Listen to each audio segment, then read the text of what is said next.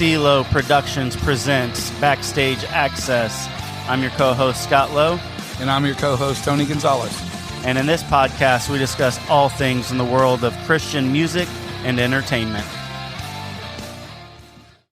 All right. Thank you for joining us on Backstage Access. Our guest this week, all the way from Pennsylvania, we have Vitruvia. How are you guys?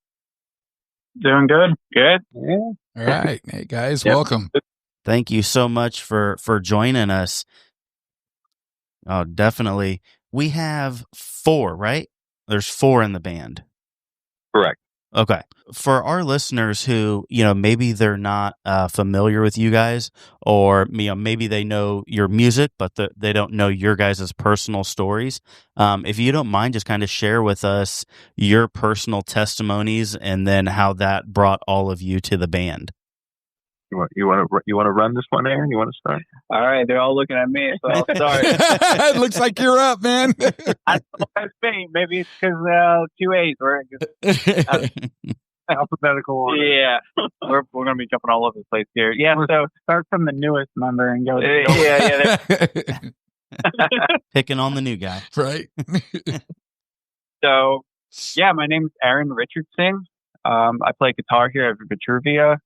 And as far as my personal testimony goes, growing up, family was always Christian, but they weren't tight or strict about it. It wasn't until high school that I started to make my own decisions.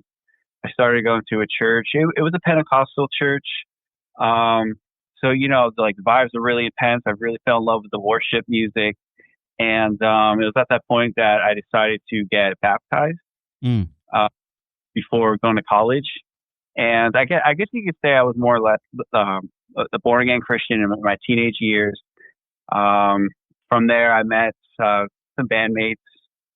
We just had a band for fun, and we went to Nashville, and we just had a great time with it. Like, it really took off, and I really just felt like being in the Christian rock scene was my calling. In parallel to that, I went to college, moved to Atlanta, came back, and then I met these guys. And, I really think, God and projecting a positive message and through my testimony, sharing that as people approach the merch table and just small encounters has been my calling. And I think it's little intimate moments like that one-on-one that can really go a long way. Awesome. We did the nose touching. It sounds like I'm going next because I didn't. So this is Dana. I am the starter of the band, and then these guys had followed along after a few member changes coming in and going. Hopefully it stays this way moving forward. I like my guy. But either way, growing up, same thing. I grew up with religious family all over. And honestly, it wasn't just Christianity. We had Catholics in the family as well. But regardless, it was always around me. But it was very hard as a child trying to follow. I went through a lot of abuse. And when I say a lot, I really mean that, a lot of abuse, sexual, mental, physical, you name it, it's pretty much been done to me. And in school, I got put through different counselings and whatnot because of anger management and whatnot with what was going on in my life. And it was just like, counseling's supposed to help, but you go home and it's still happening. So to me, counseling was a joke, and it was just a lot going on to the point where I said that there could be no religion. This is a joke. Why would there be this amazing God that allows this to happen to an innocent child? And just kind of growing up, eventually coming to the point where I started going to this youth group. And in that youth group, we started with maybe like 12 kids. It was very little. I forget how many it was, but somewhere around 12. And the pastor, throughout the years of going to this youth group, he was like, "Hey, Danny, you're going to be a leader." And I was like, kind of looked at him like, whatever. There's no way I'm going to be a leader. And just kept going on and kept going on. And he would keep repeating this over and over. And finally, I just was like, why? What makes you think I'm going to be a leader with the way I am, and just like, because I didn't go to youth group for God. I went to youth group because there was pretty girls there, and that's what I was, focused on in that point, because it was a fun time. And eventually he was like, well, Dana, look around, look at all these kids that are here. And at this point, when he said this, there was about 60, 70 kids in our youth group. And I said, okay. And he's like, well, they're here because of you. And I said, what do you mean? And like, it dawned on me, like, I was the one inviting all these kids, like, yo, you got to come to this youth group. We have all these fun activities that we do. And again, there's pretty girls there. So you need to come join me. And we do all these awesome trips and blah, blah, blah, blah, blah. Well, it got to a point where all these kids are coming, but now they're focused on the lesson where I'm still not. And, all my friends are coming to Christ. And finally I was just like, all right, okay, I can kind of see what's going on here. And so I started praying. I'm kind of making this a lot shorter than what this real story is, because if not, I'd be here for like 3 hours talking to you guys. But it got to the point where I just started praying, and I was like, all right, God, I need this my way. If this really is real, you really are real. I need someone that doesn't know who I am to just come up and tell me that I'm going to be a leader. And I prayed this for a good 2-3 weeks, and I gave up praying because I was like, nothing's happening. Again, this is a joke. And I moved on and just kind of went back to what I thought was the reason I'm going to youth group for, is because it's fun, not because of Christ. And we ended up going to this big Word of Life camp, and I was very poor growing up, and we couldn't afford it. But my pastor there, the one that kept saying that I was going to be a leader, paid for me to go. So I went with the youth group, and there was a counselor there. And I'm going to say something a little funny with this one, though. So the counselor, we'd go and take our showers every night, and this counselor would stand at the sinks facing the showers, and we're always like, what is this guy doing? Like, he's spying on us? Is he trying to see us? Like, what's happening? And then my one buddy, we had pagers. There was no cell phones yet. There was pagers. And my buddy was like, yo, because the counselor was like, yo, I want to go take a walk with you, Dana, and we're going to go talk. And I was all freaking out. And he was like, yo, Dana, if you need me, you find a phone somewhere, and you call my page, we'll save you. And I'm like, oh my gosh. All right, whatever. So I go for this walk, and he was like, I kept my distance, and we're just talking about whatever. And I finally started getting close and comfortable to walk next to him. And I finally was like, what are we doing out here? Why are you taking me for a walk? And he was like, I don't know why, man, but I just feel like I was called and to tell you that you're going to be a leader. And I lost it. I was like, what? Like, this guy's known me for 4 days. And there it was. It was that prayer that I was praying for a couple months back for 3 weeks straight that was answered. It just wasn't answered in the time that I wanted it to be. And at that point, I started taking things serious. And I said, okay, all right, maybe this is real. Let's dive into it. And I started taking that to heart, and I started trying to figure out what it was I was going to be a leader in. And no matter what I was doing work-wise, if school functions, no matter what, I ended up being a leader. Like work, I've always worked up to being a manager at some point in any job I was at. And like I was able to start like different like school clubs in high school. And I was like the president of them, and I was the president of our life skills club, which was working with mentally disabled and all different kinds of stuff. It got pretty crazy and intense for me to be like, wow, this really was real. And then I got to a point where I just felt like I wasn't good enough at these things, because I would slack off or I wouldn't really, my heart wasn't there, but music was always part of my life. And then I got to a point where I was like, well, maybe that's what it is. And so I started trying to do bands, and now I am where I am now. And it's funny because anytime anybody asks who's the leader of the band, they all point to me, even though I never took that as like I'm the leader of the band. It just is and always was that way. So like that's always stuck to me, and that's where I am, and that's how I became who I am now. Cool. Gotcha. Really appreciate you sharing. Yeah. Thank you. So my name's Tanner. I'm the second longest member, right? Yeah. So I came into the band right before, like 2019, right before the whole COVID thing. My life story is kind of all over the place. So I grew up in the church. My mom and dad. So my mom was in a gospel band.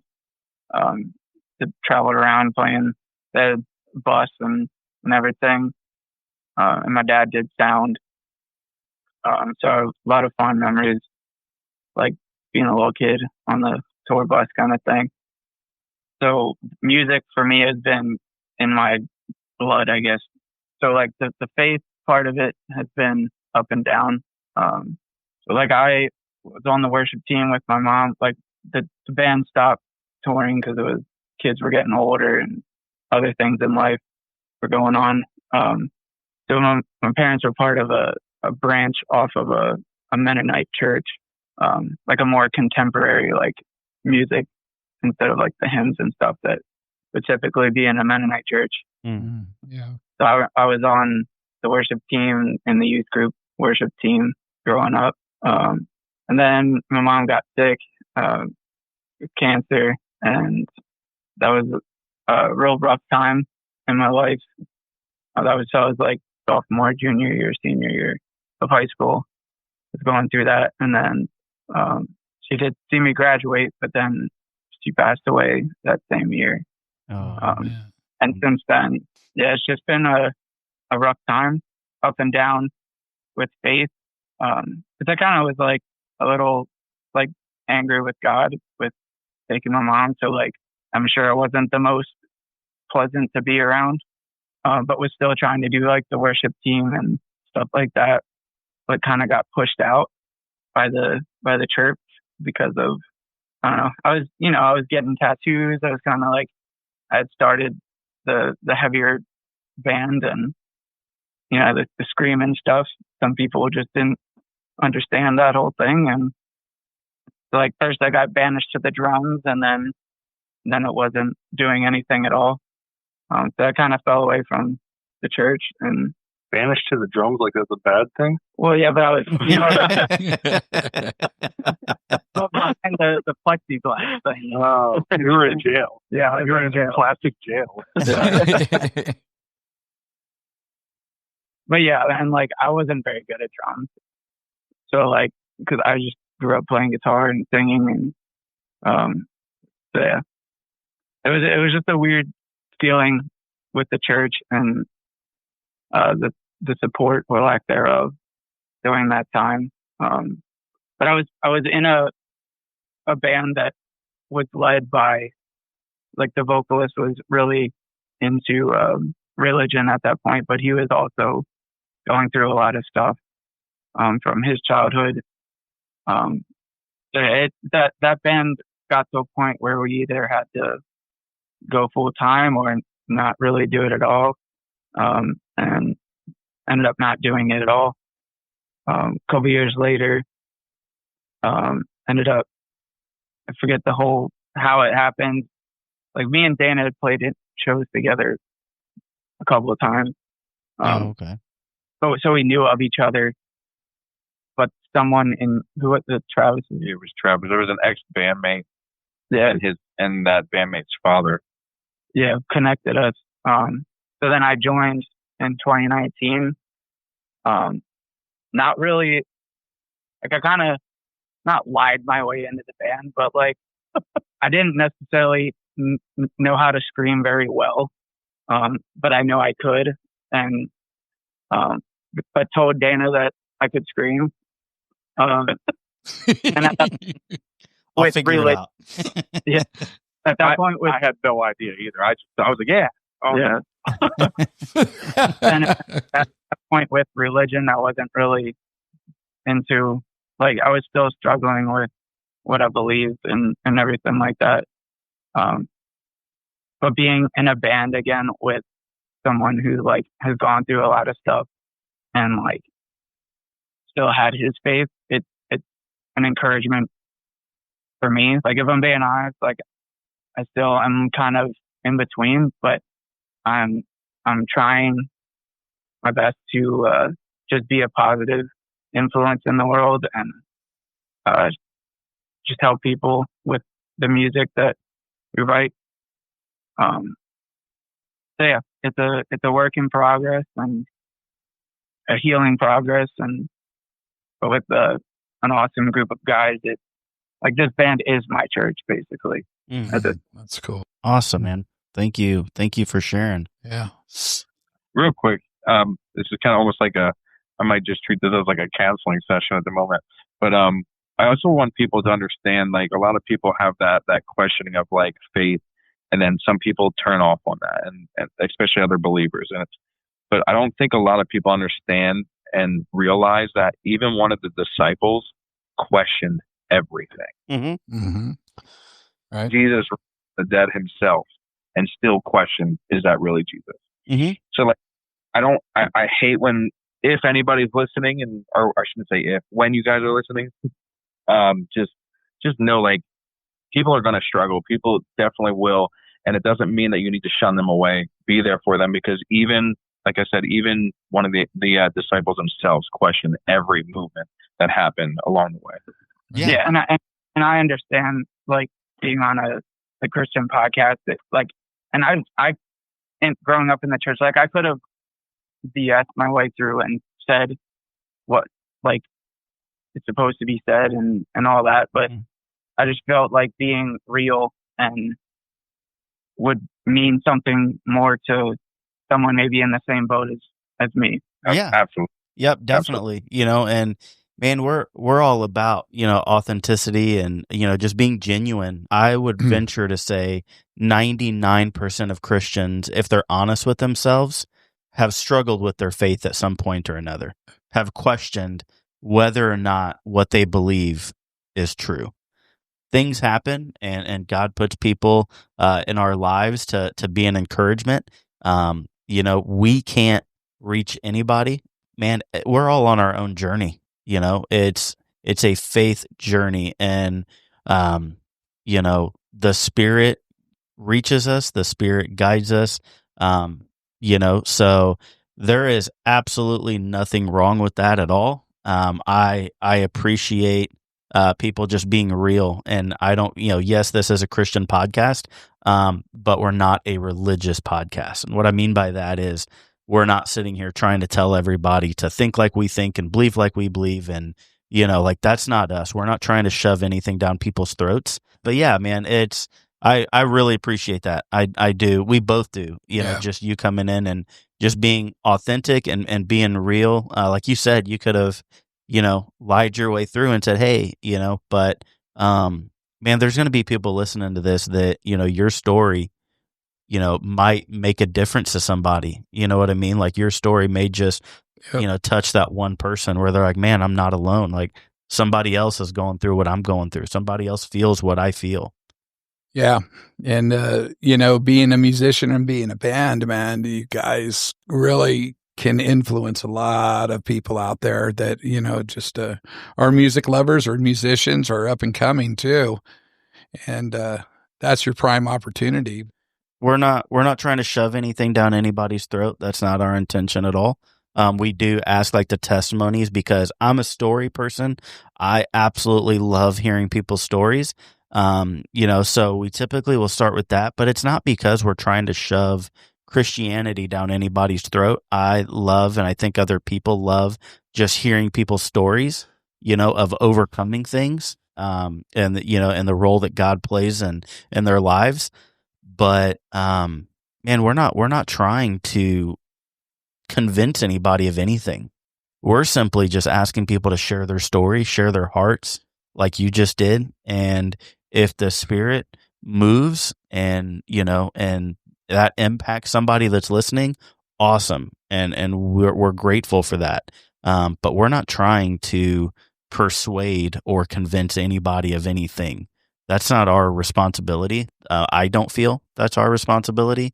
We're just here, man, just as an outlet, and hopefully God works through this podcast. But I'm not going to sit here and beat anybody down, or, you know, expect everybody to think and act and believe the exact same way that I do. I just feel that's more religion. So yeah, that's not at all what we're about. Yeah, and we've had this talk too as a band before. It was like, yo, like, we want to break into, you know, the Christian realm of things and really get in there and build a fan base. And one of the things that had come up was like, well, when we do these things, like, what do we do? Do we talk real? Do we just give what, you know, what Christians want to hear? And like we've already discussed this. Like, now we're gonna be real. We're gonna be real people. We're gonna say exactly what it is. and exactly what we had said and what Tanner said. It's like, well, we want someone that we want to be able to reach the people that are struggling. We want to be able to hopefully save someone else's life, not necessarily bring them to Christ, but make sure that they know that they're not alone and that they don't go and take their life when they could have just got a little bit of help, you know? Mm-hmm. Right. Yeah. Yeah. I mean, and I think that that's, a good thing. I obviously, I think that there are bands that their purpose is to perform for Christian audiences. And I don't think there's anything wrong with that. And I'm not taking anything away from those artists. And then there's other artists that God puts together to just be a light. And it's not about shoving anything down people's throat. It's just go out there, play real music, be honest, be vulnerable, and just be a light to people, and help those that are struggling. Starting the business that I did, I did the concerts and everything, not so that I can reach the churched, so I could reach the lost, so I could reach the people that are struggling and hurting. I'm not trying to draw in Christian crowds, if that makes sense. I want to bring in the people that feel rejected by the church. I want to interact with the people who feel like they've been abandoned, like they've been, just hurt and struggling. That's who I want to be a part of, because I felt that when I felt that same way, I didn't feel like any church or any Christian had my back, and so I want to be that person that I wanted when I was struggling. So yeah, like you said, it's God does the rescuing. You guys are just there to just be real and to be raw through your music and through your messages, and just attempt to change people's lives and plant seeds if God allows that opportunity. But man, I have all the respect in the world for that. We had Undefeated on here, who she's like, we play in bars and clubs, and she's like, because we don't believe that we should only, we should limit ourselves to just churches and Christian audiences. And I respect that so much, because I'm the same way. I'm not opposed to playing in churches, but I intentionally find secular venues to play, because I'm not trying to reach the churched. Yeah. Yeah. And I think the bar and clubs too, you will find those who need a positive light that can bring them to God. Because I've grown up in, like I said, when I was in Nashville and I toured, that's where we went, and we had someone from a church actually come up and say, like, you guys are like, you could smell the sulfur from how close to probably like hell some of these people are. And I think I have so much respect for you. And what you said too, like, it's such a like breath of fresh air. We want to be authentic, and we want to be that bridge. And I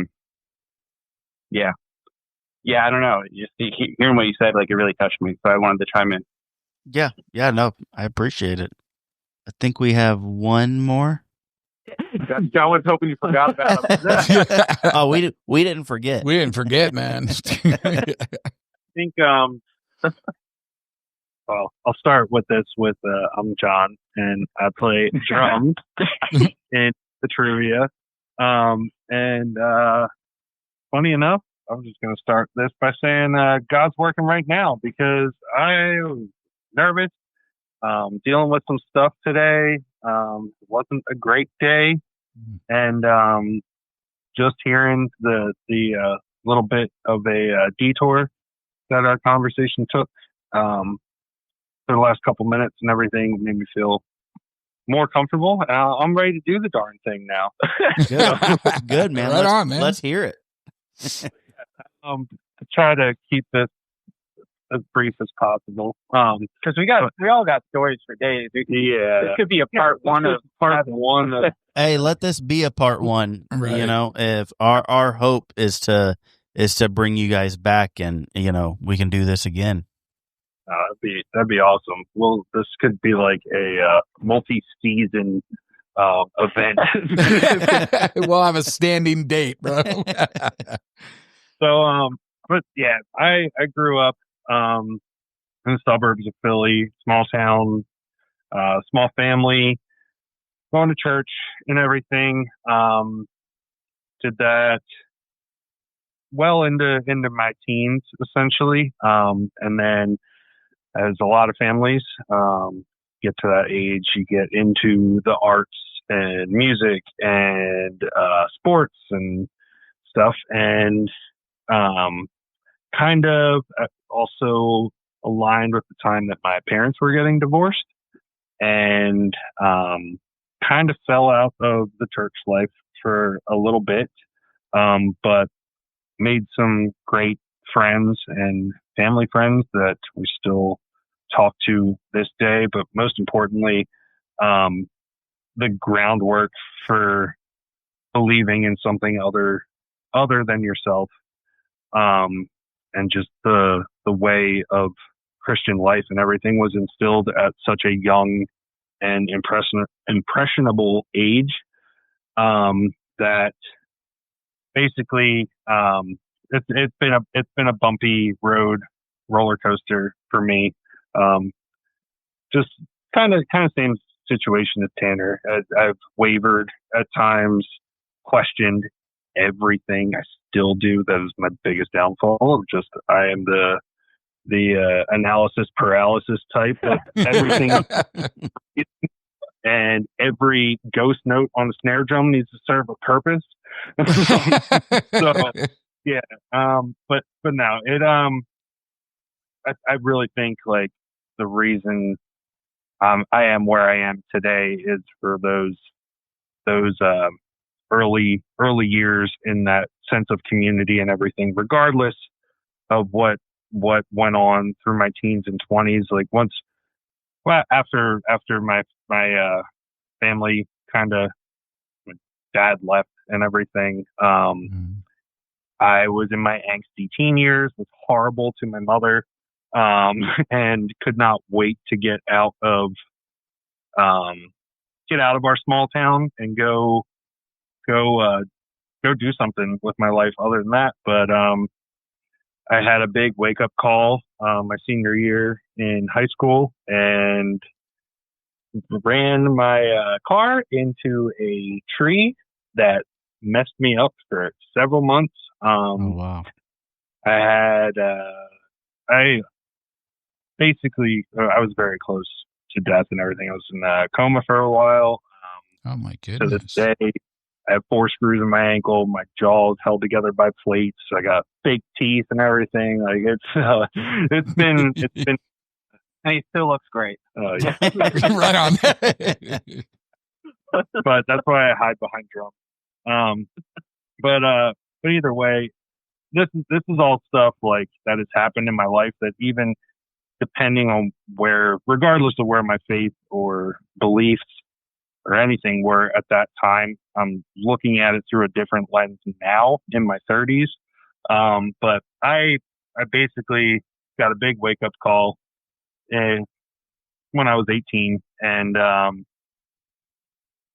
by the grace of God, I was able to keep my foot, and hockey was over. But over the course of many months and everything, I got back into playing drums, and fate would have it, I ran into a guitarist at Sam Ash, and we hit it off. And about 9 months later, we decided to pack our bags and move to Los Angeles to go to a music school out there and chase a music career. Wow. And everything. And before I knew it, I blinked, and I was out there for 10 years. Wow. So at one point, when it was time to come home and everything, just a lot of bittersweet things with the music industry out there, just the lifestyle and everything in general. I was ready to slow it down a little bit and come back, and actually left in a place where I wasn't feeling great about music anymore. And I hung the sticks up for almost a good 2 years and everything, just for for reasons of just the industry and dealing with people out there and stuff that just gave me a really bad taste that it wasn't enjoyable anymore, and everything. But basically, after I moved back home, I've been home for about a year or so. I met a girl, and she is now almost 5 years later now. She is now my fiance, but she is the reason that I've been looking at life through a different lens again with Christianity and stuff, probably the better part of the last 3 years, and just analyzing my life with her and everything, and seeing that no matter where I've wavered or felt or felt a different varying degrees of faith and belief and everything, like it's been very present to me that God's been there all along. Just I was too stubborn to hear it a lot of the times, I think. Definitely with my car accident and just the way that my life has kind of panned out. And oddly enough, when I moved back, lost touch with a lot of people in the 10 years I was gone. Didn't really have friends. Family was all grown up and living their own lives and everything too. And through a family friend of mine, she reached out to me one day saying that there was a mutual friend of hers that their band was looking for a drummer. And because, like I said about analyzing everything, I decided to come and meet Dana and Tanner at the time. And I kind of, like you should do in any good relationship, and with my bitterness to California for a while, like I went in with no expectations, but just was like, can we not even like play any music at all together? Like, I just want to like hang out for a month and see how we vibe and see what our morals and our beliefs and the type of people we are at our cores. Because I've been in plenty of projects kind of similar to what Aaron said, where, eventually true colors from people come out and everything. And before I made that commitment and was still like, can I even like play anymore and stuff? Like, do I want to do this? Like, but these guys brought me back to it, and with their messages, and aside from my fiance and everything, Dana has been a huge spiritual light for me and everything too. Like, we were joking earlier about him being a leader, but we also call him Dad, or at least right on. Like, whenever I need guidance, and I need somebody to tell me a lot of times what I don't want to hear, but I need to hear. Like, he's definitely one to keep us accountable, and also give us a pat on the back when it's deserved, I guess. But no, it's been a bumpy ride. I'm sure we can get into the more details and everything at a later time and stuff. But yeah, that's basically it. I'm in awe of how my life has unfolded, I guess, and all the things that I could be in such a worse place, right. But by the grace of God, like I am not, because he never left from those very young years in the church, growing up in the small community and stuff. So I'm a little new, still discovering new levels of faith and everything every day, as I think most Christians do. But yeah, that's basically it for now. Cool. Yeah. So, out of curiosity, man, what was the music school you went to in California, and where was it in California? It was right on Hollywood Boulevard. It's called Musicians Institute. I commonly refer to it as Musicians Daycare, because it's like, I had classes and everything to do, but it was the biggest like social event ever. It was they had guitar, drums, music business, vocals, recording stuff. You were just constantly being thrown into situations with people from all over the world. Wow. It's just an amazing opportunity that it was great. You get up on stage, you're playing with a different band or different set of individuals. A lot of times there's like a song of the week that you can perform, and you sign up for a time slot and you don't know who you're playing with. It was just such a great experience to meet, especially in like your 20s and everything too, and just experience life. Some things great, some things not so great, but a learning experience nonetheless. But no, it was an awesome experience. Learned a lot about the industry. Took some like music theory classes and everything too. I did recording. I just didn't want to leave. Like I kept finding other programs and stuff to do so I could just stay there longer and longer. Right. Wow, that's really cool, man. I wanted to ask, so I know Dana and Tanner, you guys had played with each other, so you had that connection, and then Jonathan talking about you had a mutual friend. But Aaron, how did you get plugged in to the band? Did you know them previously, or how did you get into Vitruvia? Girlfriend. No. Right on. Sarah, when you hear this, we're sorry.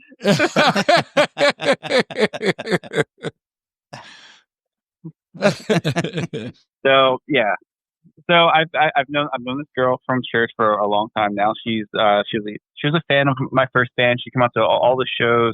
Huge supporter of the local music scene in general, especially the Christian rock scene. She got into photography, and she got so good at photography. Like we're talking like, like whatever the cheapest camera she had, and she would just take all these photos, just upload them all at once. But now she's got the eye for it, blah, blah, blah. But her and I have never lost touch. She just shot Uprise Fest. Yeah. So when I say she got really good, I'm like, she got really good. But Bayer Photography, Bayer. There you go. Right on. Plug our biggest supporter. Yeah. Okay. Cool. But yeah. So I kind of hung up the guitar for 3 years. I just kind of like, I think at about 26, I just thought like, hey, if it hasn't happened yet, it's probably not. So I really focused on changing paths. I finished up my degree in computer science. I'm now in software engineering, technically data engineering, but wow, that was the difference. And I moved to Atlanta, and like this is my life now.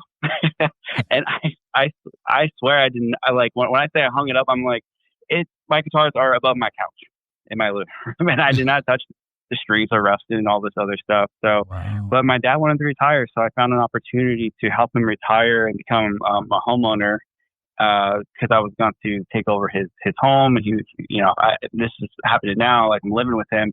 So when I moved back, I didn't even post it on Facebook, but so Sarah knew. She's like, "Hey, let's hang out." I was like, "Okay, yeah, I've been seeing you such a long time." So I'm hanging out with her, and she said, "You remember Vitruvia? You saw them?" And I'm like, "Oh yeah, I did see these guys a while back." And he's like, "Well, they don't want to say anything yet, but they're looking for a guitarist, and I thought you were a perfect fit because you were in previous rock bands before." And I'm like, "Okay, I got to think about this because like my workload it's a lot. Like I didn't have time to play for pleasure for the past 3 years." But I'm kind of like John. I met the guys at first. I sat on it.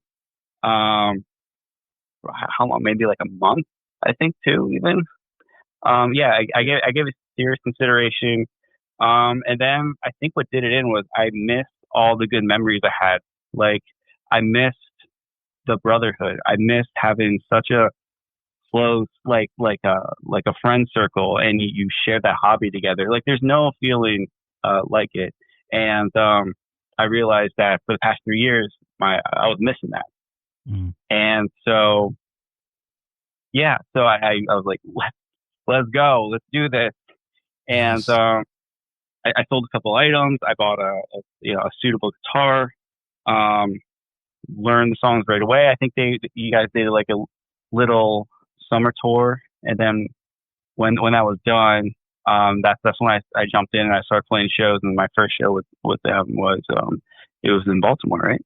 Yeah, I think it was Baltimore. Yeah. And I've loved it ever since. I don't know where I'd be without these guys, because at first I was kind of questioning if I was making the right decision moving back to Pennsylvania, but now I have 3 best friends, and yeah, and honestly, it's brought me closer to God too, because I was struggling to find the right church, living in Atlanta, and they coming back here. Yeah, so good question. Yeah, I didn't even think about bringing all that up. No, it's awesome. So, See why I wanted to go last. Let's see what everybody else. We're getting the Spark Note version. Yeah. So were you dating the photographer? Is that what I picked up? No, it's just been a running joke, because her and I have just been friends for so long. Oh, okay. Team up. Okay. I thought maybe you started dating her, so there would be like a plug-in for her to be your guys' photographer. Right on. Okay, That's okay. awesome. Before Aaron came in. Yeah. That's kind of gotcha. getting to know Aaron is because she knew him and whatnot. So yeah, she's been one of ours for years, even before Tanner had joined the band. Yeah, she has a sincere love for music. Yeah. Awesome. That is awesome. That is awesome. Mm-hmm. So I always ask the question on all of our podcasts, because like me, I have a ton of influences from when I was a kid, and I always like to ask our guest, who was your influence? So you guys, go one at a time.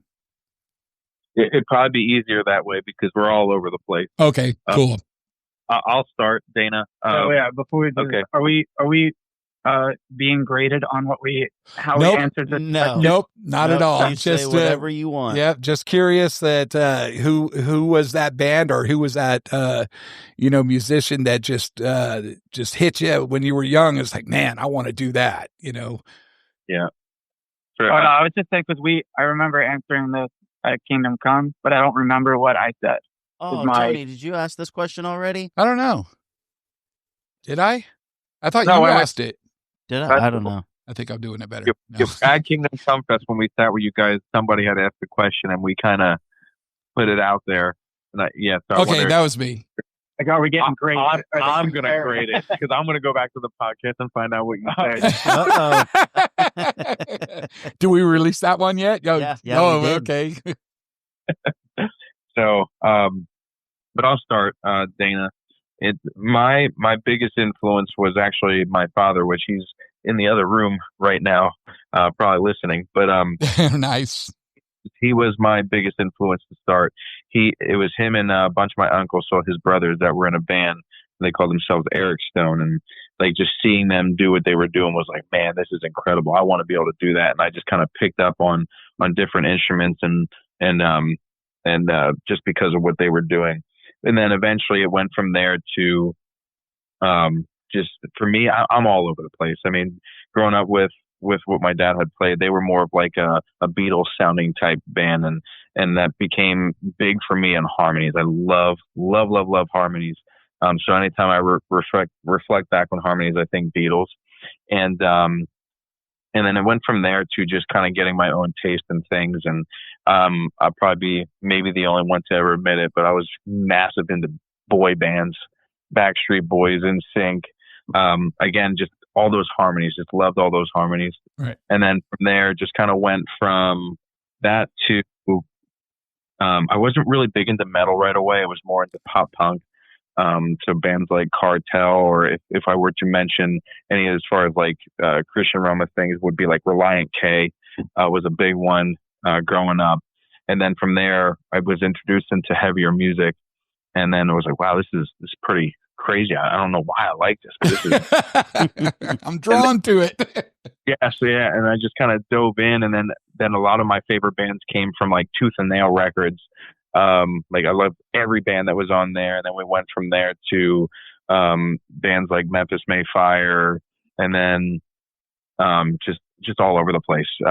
There's even bands that these guys will will throw on, and then now I'm addicted to them. The Ghost Inside was a big one. I didn't really know who they were until these guys, and now I listen to them all the time. Yeah, I don't know. I'm all over the place when it comes to music. So. Wow, Hey, awesome. Tony, remind me to cut out the part about NSYNC and Backstreet Boys. No, I'm just kidding. Oh, come on, man. Yeah.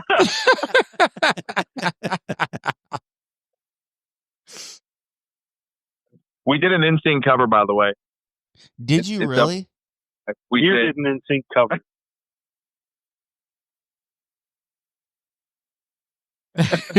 That's awesome. That was I'm the only one that's in there. Yeah, we did a Bieber cover at one point too. Right on. We will not be doing another one going forward. Who else wants to jump in on that question? I guess we'll maintain order. Yeah, Aaron here. Let's see. I actually didn't fall in love with music until my teenage years, maybe like 14, maybe 15. Remember exactly where I was. My mom was driving me to go to my friend's house, and she was listening to a classic rock radio station. And as soon as I heard the guitar solo from Pink Floyd's "Time," nice. I knew it was time for me to play guitar. I don't know what. Right on. I never felt what I felt listening to that guitar solo, and it actually got in trouble. I got in trouble a little bit with my girlfriend's dad because he's a pastor, and he grew up, during that era where hippies and stuff. And he goes, "So tell me, why do you like Pink Floyd so much? You're always wearing those shirts." Well, he thought some dirty hippie. I'm like, "No, sir, I just like the guitar." Right. Yeah, so and then from there, like it kind of grew to like the Eagles and everything. I was just really big into like the sound of the guitar, and I told my dad, I was like, "Hey, I want to play guitar now." I'm 16, I got a guitar, but then so from there it led to like 80s metal, and I kind of had a hard time getting into anything past 80s.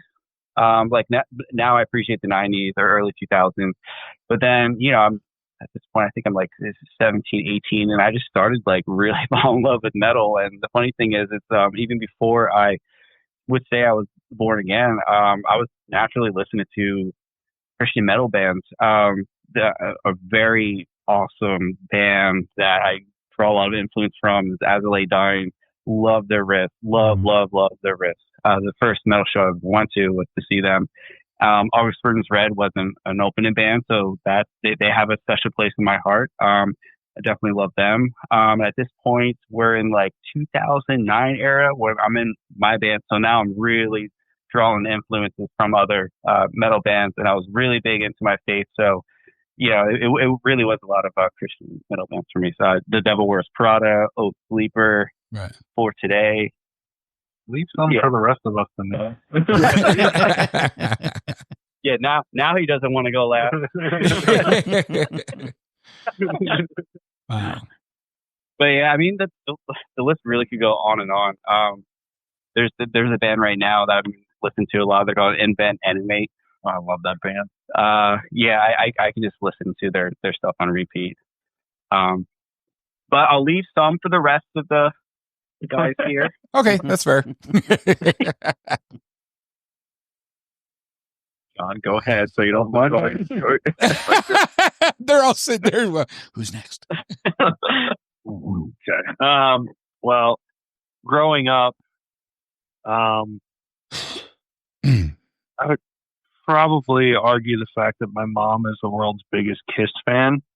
Right on.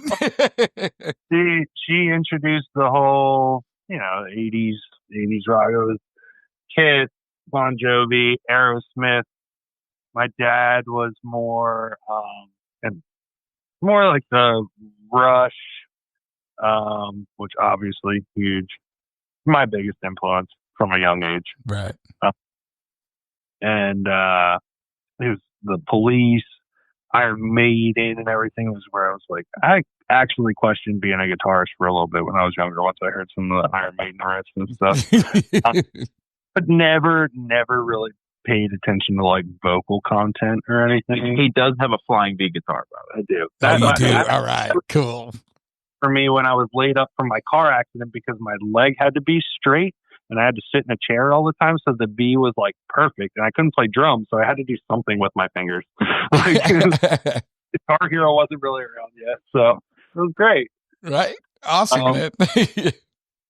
Yeah, it was awesome. And like, I still sloppily play. I would not, don't put me on the spot and ask me to play anything. But, anyway, You guys switching at one point? Maybe. But yeah, once I got a little bit older in my teens and everything, like I started playing drums when I was 4 or 5.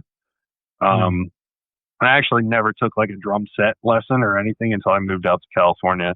That was all sitting in my room, listening to the radio, playing along with stuff, my parents' records growing up and everything, just developed that like ear to play along at a young age. But as I got older and my mom would drive my buddies and I she was always the band mom. She would drive with my buddies and I down to Philly or Lancaster to see August Burns Red, As Lay Dying, all the things that Aaron already stole from me.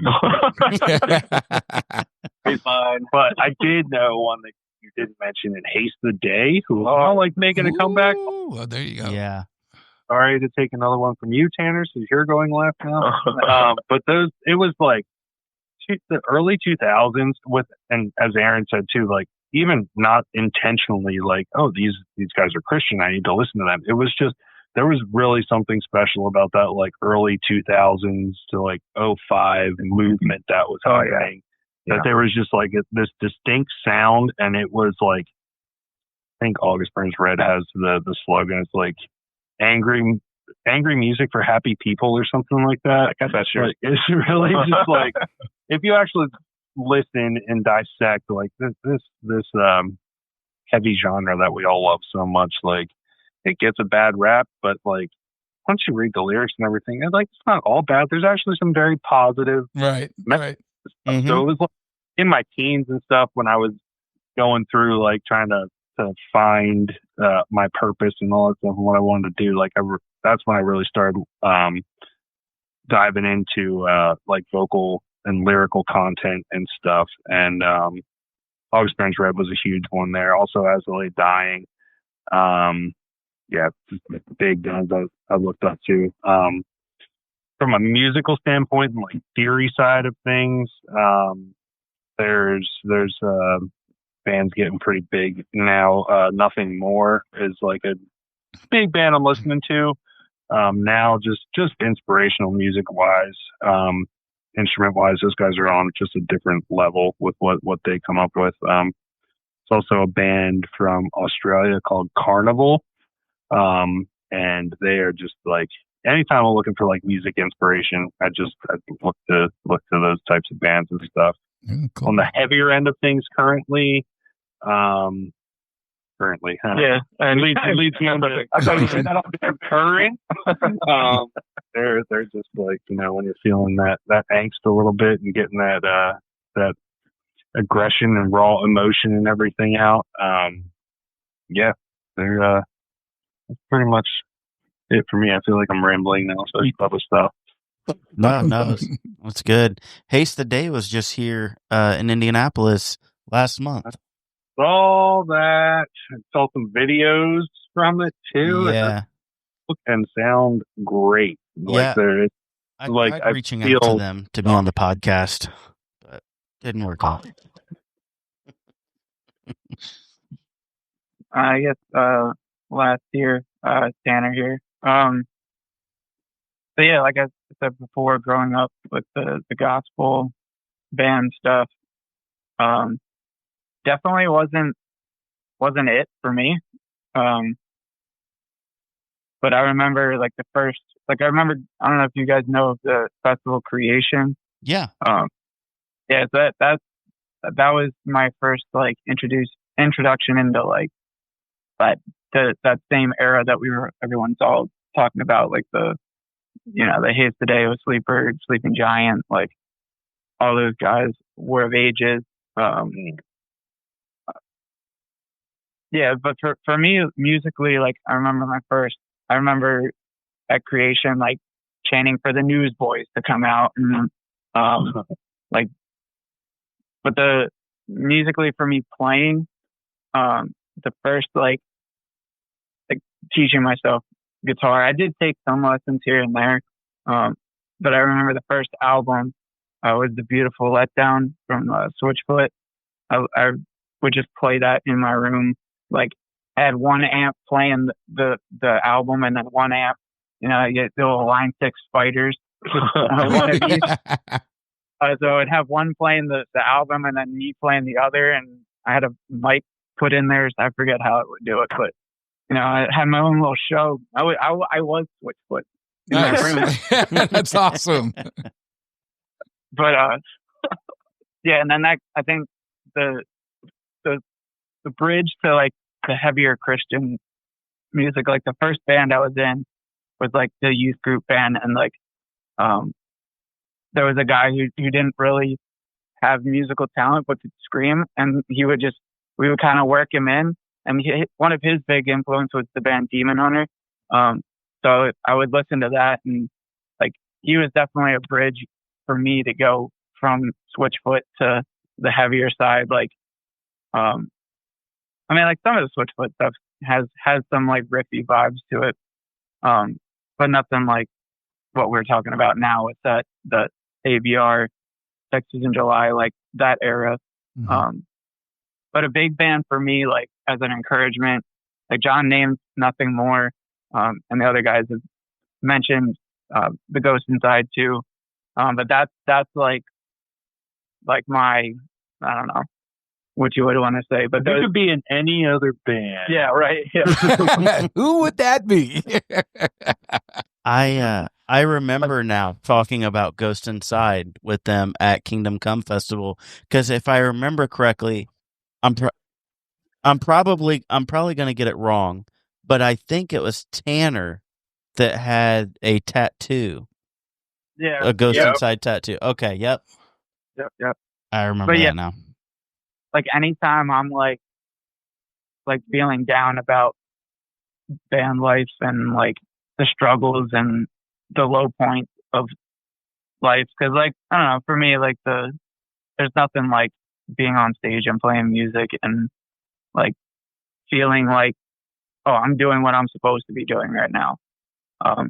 But like a big encouragement is like the stuff that the Ghost Inside went through. Like they're in a bus accident a couple of years where they didn't know if they were going to even be in a band or be able to play music. So just their story and their comeback was a huge encouragement. Like they, like for me, like when I joined this band, it was like, okay, this is like, I'm getting back into my faith. I'm getting back into like music again after the band that I had been in since high school broke up. Like, and then COVID hit, and I'm like, oh Lord, like I don't know, like was this right? Was I supposed to be doing this? And then like the Ghost Inside came out with an album in 2020. Like, yeah, they couldn't tour on it because of all that, and like they were debating whether to release it or not at that point. But like everyone was in need of music at that point. Yeah. And it came out at a perfect time for me to like have the encouragement to like keep going with music even through like it's just a whole lot of things for all of us in this band. Like I feel like we get a little some positive, and then in each of our lives something will happen to knock us down. And yeah, and like we're just feel like we're always there for each other when those down points in life happen, and I feel like there's at least one of us who's like going through something at one point. Always. And then but there's the other three of us there, like not saying like it's only one person at a time, but we are able to be that support for each other. And yeah, like I said, there's stories for days. Like each of us has it's like sometimes it's like, is this real? Is this like made up? Right. Yeah. Like stuff. I don't know. Just you can take any of us and sit us down and like go through our story, and it's just like, what? That's also why we don't have 5 or 6 members. Well, you know, I mean, when things are like that are happening in your life, I mean, obviously, you know, the enemy is just, he's attacking you because you're doing what God wants you to do. Yeah, I mean, I think being on the road and touring and doing shows and things, doing what you guys do, it's especially important to have that support system. Right. Too many bands, unfortunately, just get the idea that, hey, it would be fun to do music. And then 6 months in, a year in, they start hating each other. They're at each other's throats. And then, everything just kind of crumbles. And so for you guys to be in that situation where you're encouraging one another, you're there for one another, like one of you said, there's going to be, little arguments and things, but the fact that at the end of the day, and we can hear it, the laughter and the conversations with you guys, we can hear just how connected and how close you guys are to each other. And that is huge, right. Doing what you guys do. And, for, I don't know if all of you do, but, to have a full-time job and try to do music, I mean, that's a lot, and you're sacrificing a lot of your time. And so just to have that support system and that encouragement, I mean, that's huge. Yeah, it is. Absolutely. Yeah, we definitely need it at times because it's, as you said, as far as full-time jobs, we all are working full-time jobs, and for the most part, we're all supporting a family as well. Kids, wives, fiancés, girlfriends, pets, zoos, all involved, and it's definitely not an easy thing, and it could be something that we could give up on right now, just because it would be the easiest thing to kind of throw out there, but it's part of our lives, and if we were to give that up, we wouldn't be who we are. Right. Yeah. Right. Yeah, exactly. That's cool. So, I'm just curious. I know there's 4 of you in the band, but who would you guys say is the better songwriter? No, I'm just kidding. No. Are you trying to get us to fight? Yeah, we're hanging out. No, he's not. He asked that question of a lot of our guests. You guys are really close, and we can hear that, but now we're going to make you argue. Oh, man. I think what's special about here is that everybody brings a different piece of the puzzle to the table, which gives us our finished product. Yeah. I think we all have the things that we all excel in, but like what makes our sound different is all the different things that each of us bring to the table, which for me, and analyzing everything, as I said 10 times already, can be a very big deterrent and slow things down. But it's only because we care about what we're doing and we want to put the best product out there that we can. So yeah, absolutely. That's a good way of putting it, Aaron. I would never sit here and say that someone's better than another person. Everybody has their own skill level. Everybody has different input. And like there's things that I would write that Tanner wouldn't write. And I say it based off of that. Tanner and I are the main songwriters of the band. And it's just like, but there's things that he would write where I'm like, what was that? That was incredible. I would have never thought to do something like that. It's on T for Tanner. Yeah. I feel like I have to explain that story now. So Tanner and I do a lot of recording, and we've gotten really close to a point where we've even contemplating on like, do we quit our jobs and try to go for it full time? And things had set that back. But we had tried to program drums.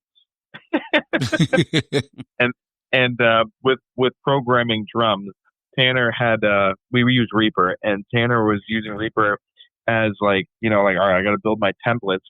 And he was like, oh, well, I had it on, I forget exactly what it was, but it was like quarter note T for Tanner. And it was like, T's for triplet, man. Like that's what that means. That's awesome. Actually, it's just all triplets. And and there was this one song that he did, and I'm like, there's this amazing like triplet feel that he's doing, and like, but like it was the only part in there, and like for the longest time I was like, I wonder if that was by accident because he was probably recording and then editing it and then slamming it to the grid, which was in triplets, and I was like, sounds incredible, but it's not normally something that I would hear him write. But we ran with it. I was like, screw it. Nice, man. That's awesome. Cool. What a cool story. That's so cool. Oh, But yeah, man. but either way, but I don't like everybody's got their own input as far as what we feel may be better or whatnot for our songs. And the biggest thing is just kind of coming together as a unit going, okay, what can we sit down and agree on for this, or what can we do here, or what do we think should change? Can we at least hear it out before anybody says yes or no? And we kind of move on. So we open the table to allow everybody to have their creative input. Nice. Gotcha. That's Yeah, cool. But head of the table. Yeah, I asked that question so that bands, so I can help bands sharpen their conflict resolution skills. There you go. Did we pass? Yes, yeah, you did. yeah. Very much. It so. was crazy because like usually I'll ask that question and then one of two things will happen: either the bands will laugh and they'll move on, or they'll be silent for a few seconds and then move on. It's like you guys were serious. you guys were the first ones who actually like went in. Yeah. actually talked about it. I was like, Am I right? Like, yeah, literally. You're right. You guys are like our 30. Actually, I think they're number 40. Really? Yeah, I think they're the 40th okay. guess. But yeah, you guys are the only ones who have actually like gone into the songwriting, and all that. Which is really cool, Yeah. because that's I love talking about that, but also I love to hear artists talk about, how they mesh their creativity together. Well, listen, I'll tell you what. One song specific that we literally could have probably broke up over, and it's going to be on our new album, which it's to a point where I'm so excited of where that song has come, and I can't wait for it to be released and put out there. But that song is, hopefully we keep the name as of right now, but that song is called House of Cards, is what we have it currently titled. But I mean, it went from a song that had no direction to a song that now actually has structure. And I mean, when I say could have broke up, I mean, we were fighting over this damn thing. And it, sorry for my language there, but It's okay. it was so frustrating on that song. And eventually it got to a point where it was like, it is now a cohesive thing, and it's a masterpiece now. Nice. That's awesome. Cool. And so when's your guys' album come out? You're asking all the right questions today, man. Hopefully by the time we retire. Yes. Okay. Yeah, but they're like, we laugh about it, but It's just because it's been such a long process. yeah. Yeah. But there's been so many things that have come in the way of it, from life stuff to new members to like making sure, like what we said earlier, like making sure everyone has a voice. So like if it was just me and Dana and we were just gonna write this album all on our own and like didn't like it might have been done by now. But like bringing John in, like It's added 2 years to the process. no, but like like okay, like but here we'll get into the story because he mentioned this a little bit. That time when he like was joining and just wanted, like, we weren't jamming, we were just vibing as people. Yeah. Like if I feel like thinking about it now, if John wouldn't have had that mindset, like who knows what would have happened, because like during that time of getting to know each other, we so like that led to sorry, I'm getting a little little something here, but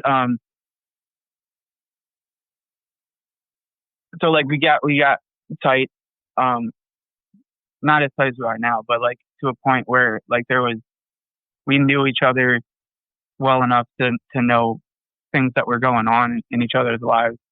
And then I went through a divorce that like crushed me. It was up the whole life. Yeah, and like that house I had with her was like where we practiced, where we were recording everything.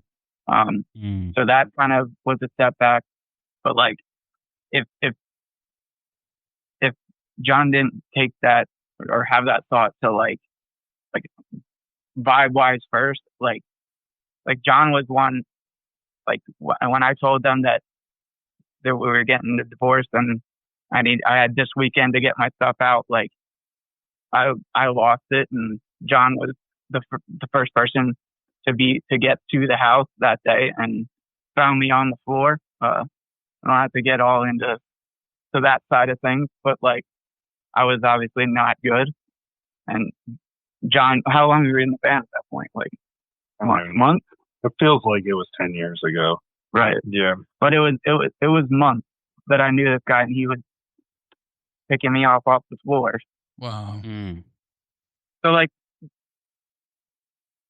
I went into that just to like kind of like that's just the tip of the iceberg of why it's been 5 years since really music, or gonna be 5 years. But like, yeah, as you said, it's gone on 5 years that we hadn't really released anything, and there's yes a lot of big step backs, people moving, buying new homes, you know, the supporting families and trying to balance and that juggle of like, we want to do this as a career, but we also have to make sure that we're supporting our families, and we also want to do it the right way. Like, we don't want to just be like, here's an album, have fun with it. Like we're working on the what we think is the proper way of going about it, and you know, have like a structural business plan in front of us, and and how we're going to go about releasing each song, and this project that we're doing, we're looking at 17 songs total. That's not all going to be album stuff. We're looking at 7 singles that we want to drop, and that's a mix of covers and originals. And then after those 7 songs, we want to be able to release a 10-track album, which we have all the songs there. They're not all fully, completely written, but the bones are there, and we're pretty darn close at this point. And a lot of the stuff we track from home, and then we kind of work with a producer outside. He calls himself Whirlybird Studios, Sean Whirl, and we work with him as far as what we are working on. So we record everything home, we send it to him, and then we kind of wait for him to kind of give us some rough stuff back, and then some. Right now, he had sent us some stems that we're going to now track some of our harmonies to, and so forth. But we're at a good strong point now. Bottom line is, we have no idea when the album's really going to be released. Okay. So you said you had some covers. Is that when you're releasing the NSYNC cover? No, that one's already out. Oh, that one is already out. Okay. That one's already out. We actually partnered with a band from Michigan.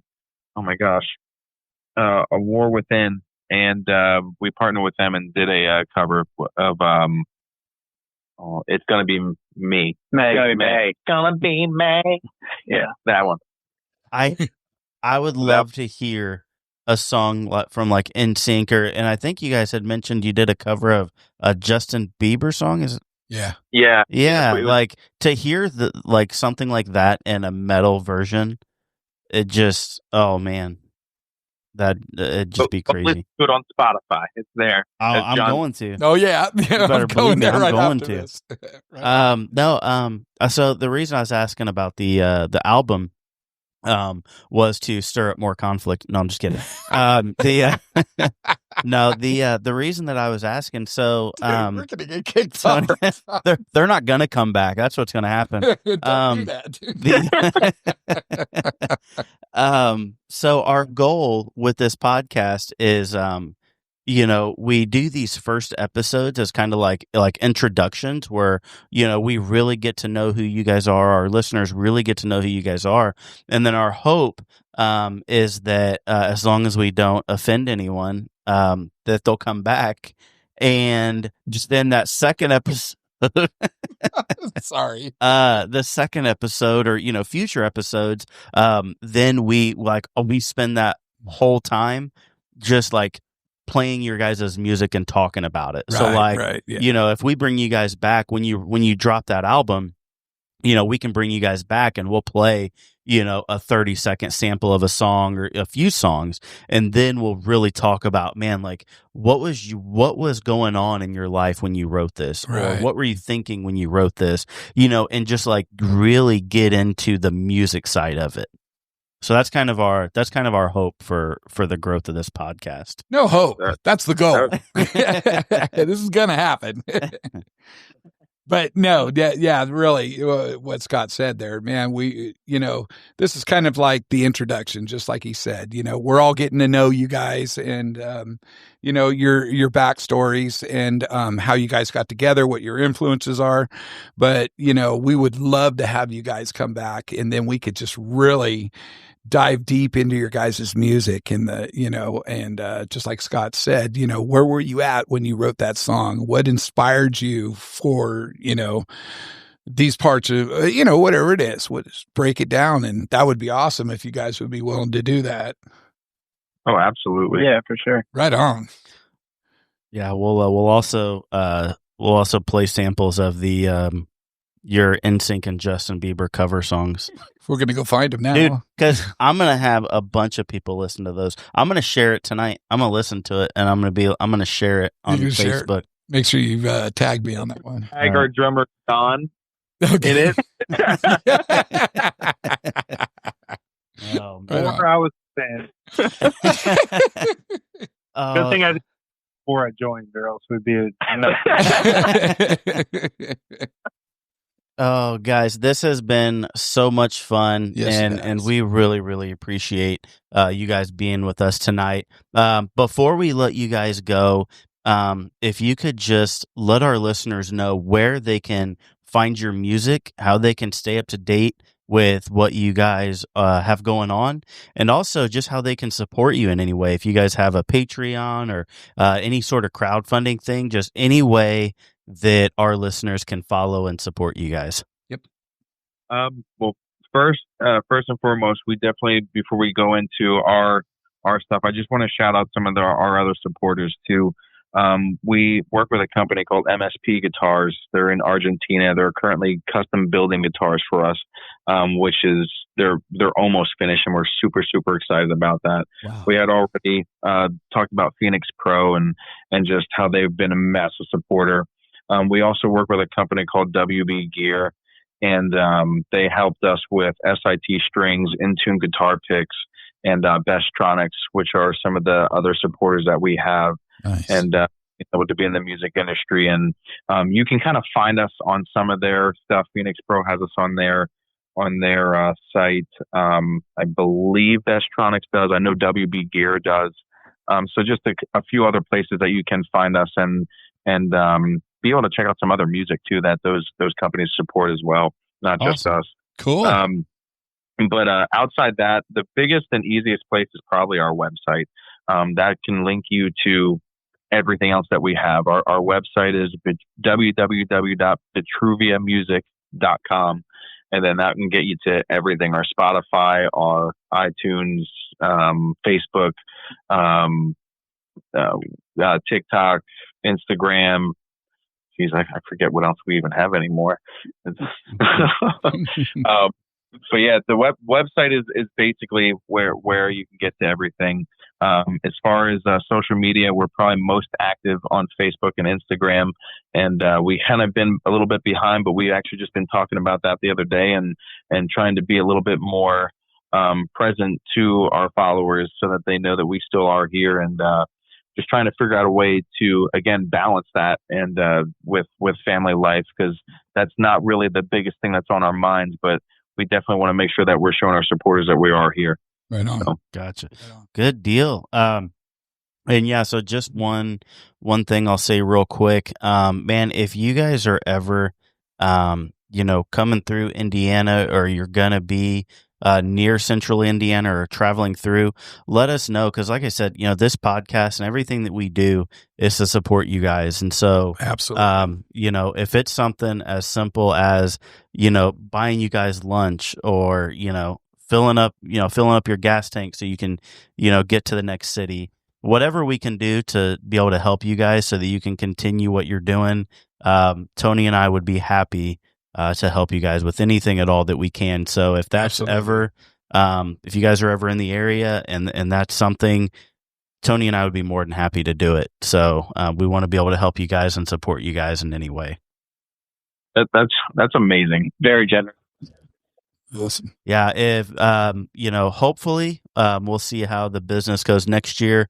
We've already wrapped up our shows for 2024, but Lord willing, if we can even book you guys for something in 2025, we're going to be meeting probably next month, me and a couple other people, to figure out what 2025 is going to look like for our business and the concerts.